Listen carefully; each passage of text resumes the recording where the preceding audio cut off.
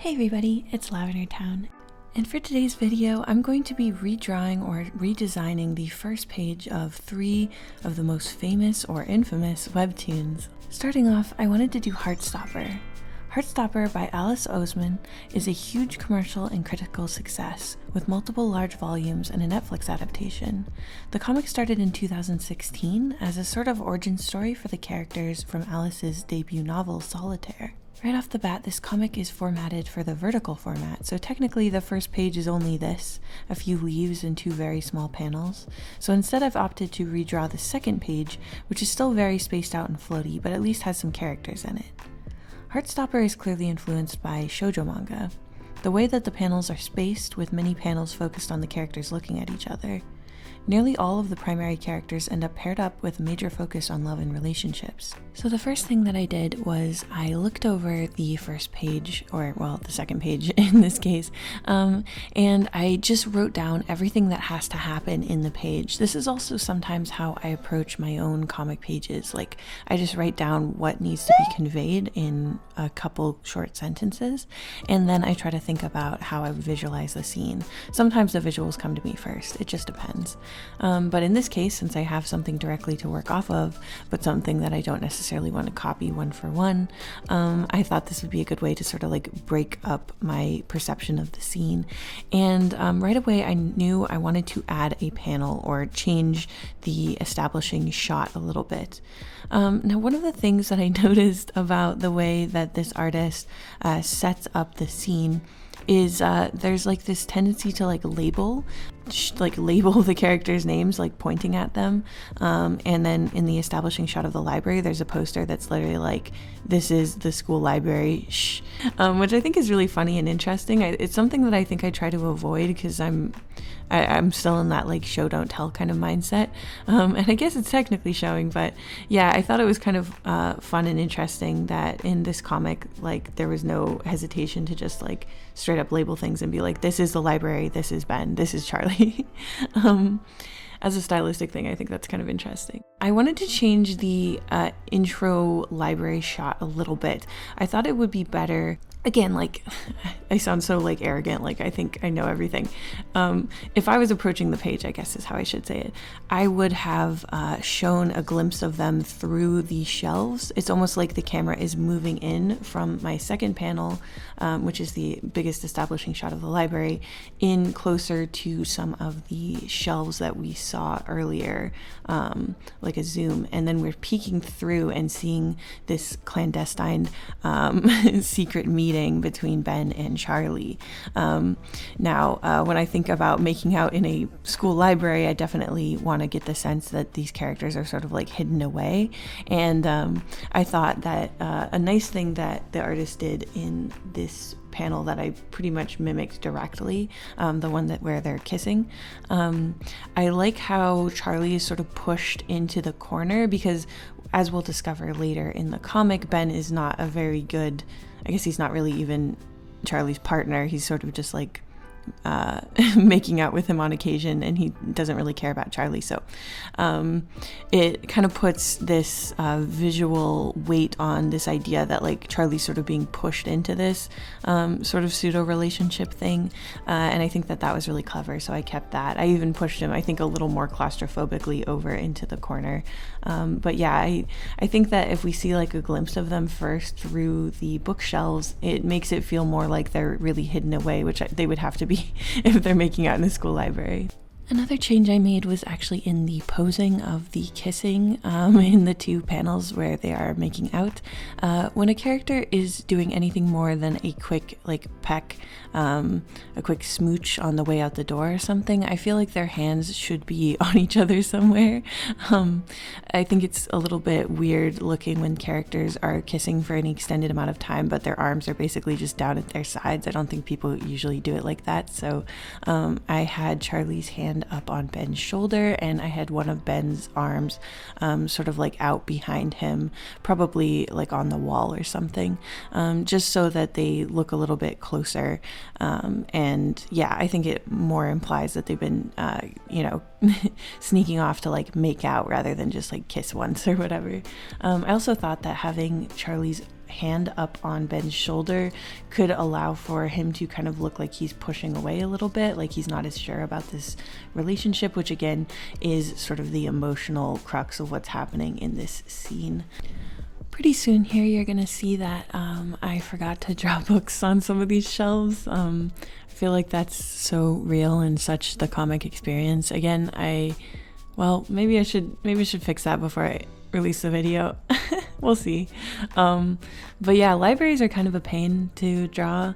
It was very brave of the artist to start off in a library because like the amount of books you have to draw are crazy. And I thought it was really interesting actually zooming in and looking at the shelves because it's pretty loose, but it still looks good from a distance. So that's also something I feel like I could learn from this artist, like being willing to like make things be a little loose in the background because it saves a lot of time and it actually doesn't make a huge difference, I think. Now, I'll just be honest, like I think that my biggest mistake was in my screen toning. I think I just did this quite poorly, honestly. I haven't done a black and white comic in ages, and I think my tones are just all messed up. So in the original page, I think it does a really nice job of, with relatively minimal different gray tones, having like a lot of depth. And I think I just went way too subtle with my grays. I think it ended up looking kind of washed out. I'm tempted to actually like redo it before I release this video and maybe just plop it in at the end, but I'll just say right now I'm like not happy with how I left it.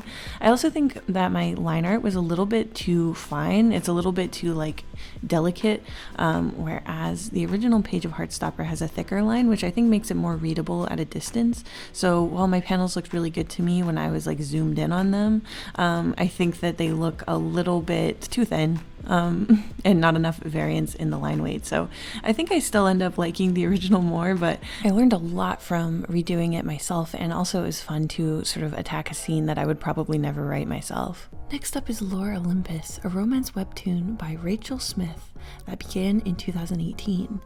It has won multiple major comics awards, including 2 Eisners, and is a retelling of a Greek myth called The Abduction of Persephone. It is currently the most popular comic on Webtoon. I was pretty impressed with the art style in this comic. I never really do this type of lineless art, and a large portion of Lore Olympus is done with what looks like the lasso tool and a lot of texture, so it was way outside my comfort zone. Once again, I'm actually technically redrawing the second page, as the first page is just a big full-page establishing shot of Hades driving his car in the city, and I thought there would be a lot more to talk about if we did a page with actual panels. So here in this page, the things that we have to make happen are Hades looking annoyed and texting on his phone, a text coming in to Minth, I believe is how you pronounce that name, Minthy. Anyway, it's the nymph that's going to stand him up to the party he's going to, and she needs to get into the bath after laughing at his text. So first things first, I put on my like nitpicky hat to think of things that I would do differently, and the first thing that I really noticed was that the poses in this page are a little bit weird, I feel like, particularly the way that Hades is holding his phone in his car looks strange to me, as well as I would say that all of the nymphs poses look like they're very like posed for the invisible audience camera rather than like a pose that she might naturally do, which is something that I noticed went away very quickly in the comic and later pages. So this might just have been a case of like getting used to drawing the characters and stuff. It's not like a criticism of the comic overall.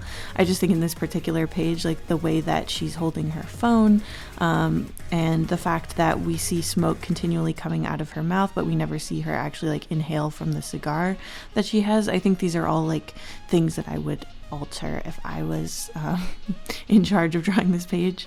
I also wanted to change the way that she like gets into the bath, because I think that there's kind of a disconnect between all of her actions, and I think that her mouth is closed too much to go along with the how I'd picture her saying the sound of ha, especially with a exclamation point. I feel like her mouth should be bigger. or more open, I guess. Anyway, all of that little nitpicking aside, I got started on sort of my way of redrawing this page. I didn't change the paneling too much. Mainly it was about changing the position of the characters. I also turned her face in the page where she's laughing at his text, because I felt like it was more conveying that they were having a conversation, even though obviously they're not actually in the same room. It's just a little trick I like to do for visual clarity, to have the characters like facing each other a little bit more when they're texting, so you get the sense of them having a conversation. And I really don't understand why there's this shot of her leaving her phone on like a table as she gets into the bath, because that to me implies that she wouldn't be able to respond, but later in the next page she has her phone in the bath with her. So I thought that was a little confusing, but I didn't really understand how to fix that necessarily in this page, so I just left it as is with a slight alteration to the way she's getting into the bath. I basically just tried to make it look a little bit more like she was not posing, and more like doing something in each little panel, like looking at her phone, interfacing with the things that she's holding. She isn't really doing that in any of the panels. She's like near the things that she's going to use, like the bathtub, the cigar, the phone, but we never actually see her like using them other than her finger in the shot of the phone. I also turned the phone a little bit. I think this is totally just a stylistic thing, but for me personally, when I'm showing the audience a screen, I always like to have it like tilted a little bit. It just feels more natural somehow. I think I'm revealing to myself a lot of my like weird little internal rules that I've never like consciously thought about before, which also makes this whole experience more interesting. When it came to the steam above her bathtub, as well as the smoke from her cigar, I really couldn't help myself, and I put in my more opaque, stylized and swirly type clouds. I really feel like in comic format, and especially something with such a strong art style as this, I think that those types of like more symbolic imagery of like smoke and vapor look really, really good. And I must say, I absolutely loved the texture on everything. I feel like it took my flats, which were looking kind of dubious to me, to a really nice spot, and I really understand why there is so much like speckling and texture in Lore Olympus. It gives it a lot of uniqueness and a lot of detail, like the feeling of detail, without having to do quite as much actual detail work. Now to get into the things that I still feel like I did not do as well as the original. The first thing is that I lean towards my pastel, lighter and less saturated colors overall, and in Lore Olympus the colors are so saturated. I also think that in general, like the layers of luminosity, and it looks like there's some like hard light layers and stuff in there that I tried to mimic, but I still think it just looks way cooler in the original. For whatever reason, I tend to avoid adding too many layers of digital effects like overlays and blurs, and I feel like Lore Olympus does a really great job of showing how you can pile on a ton of those and it still looks good. So it was really fun to do this, because clearly like our proclivities when it comes to painting digitally and drawing comics digitally are just completely opposite ends of the spectrum.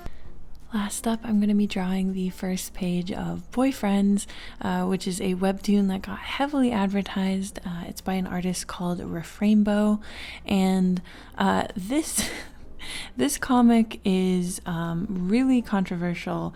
I saw some hate comments on it when I was looking up like reference images that I honestly think are way overboard. I think that it's okay to not like things, but you shouldn't post comments saying that you wish the characters would like die horribly or something like that. So yeah, that's all I'm gonna say about that. But basically this comic got hugely popular pretty quickly. It has a lot of fans, and the art style I think is one of the major draws. It's a very cute, very bubbly art style with thick line art. The main complaints that people have about it are the fact that the characters initially are not named. They're just named after their archetype. So it's like nerd, prep, jock and goth, I think. Anyway, I thought I would try to approach the first page in a way to sort of pull back from the things I think that are rubbing people the wrong way, even though truthfully I suspect it would lose the audience that it's found if it was trying to cater to the people who didn't like it. But that being said, for this first page, all we have to do is do the setup for this first episode where the character Prep is basically complaining that he's single, and then Goth is saying that it's not hard and is preparing to, I guess, find somebody to date. Now, I will admit that this to me seemed like the setup for like a joke, for a twist of expectations where Goth is not able to do this or fails in some spectacular way, which is not what happens, but I kind of still set it up that way. I decided that I was going to do the panels in more of a cascading kind of way and break it up a little bit more. I think that though the physical release of this webtoon is not yet out, judging by the sample pages that I saw, they're going to go with a pretty standard not too experimental panel layout. So I think breaking it up would already give people more of a like high quality vibe, and less like the slice of life like 4-panel kind of vibe. I also drastically changed the character design of Prep just because I think that like blonde hair with the sweatshirt tied around the neck thing is just a bit too old-fashioned, honestly.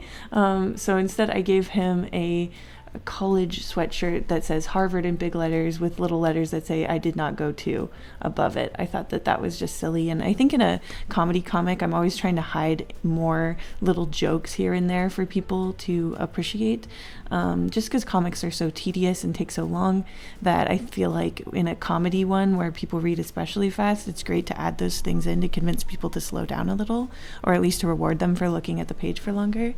I also tried to create a scenario where it makes sense that Prep is talking about this. So I had on the little bulletin board that I placed behind them some sort of reference to a Valentine's Day charity event or something, because around February single people usually complain the most about being single. It makes sense. Also, they're supposed to be college students, and I think that making the campus look a little more college-y with a bulletin board was a good idea. I made their height difference more extreme. The cast do have some height difference, but it's mainly like one character is short, one character is tall, and then 2 characters are sort of medium. Just for visual dynamic, I decided to make their height difference more pronounced here. And I just added more backgrounds in general. Boyfriends, and in fact all of the comics that I did today, do not put in as many backgrounds as I typically do. I don't know if it's art school pressure or something, but I always feel like I need like a little glimpse of a background in a lot of my panels. And I found myself doing that too, especially with a colored comic. I like to at least show like the sky and a little bit of cloud or something, just so that we're still like firmly rooted in the same location. I actually don't know if that's a good impulse.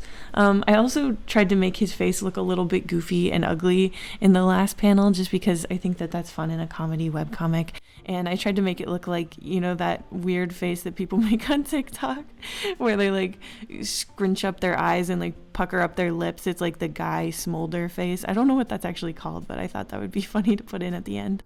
So here's how they all turned out. I hope you guys enjoyed this video. This was very much just like me wanting to do studies of some of the most popular webcomics right now.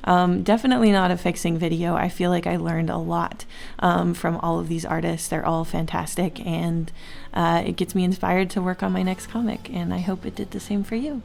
I will see you guys in the next one. A huge thank you to all of my patrons, including Grexius, Olia, Liddy Savior, Roro, Rayons, Vorpalmat, Brandon Stark, CB, Crosby F, Lucy Yamajiki, Live, Salty Jackrabbit, Ravens Crow, Zosalot, T-Hill Music, Jabber Dabber Doo, Kadaria, Deadly Nightshade Art, Astral Fox Art, The Expressive Poker Face, Subaki, Cutie Pie, Ruined Rain Crow, Ice Cream Pal, Cola, JJ Jade, and of course, Lib.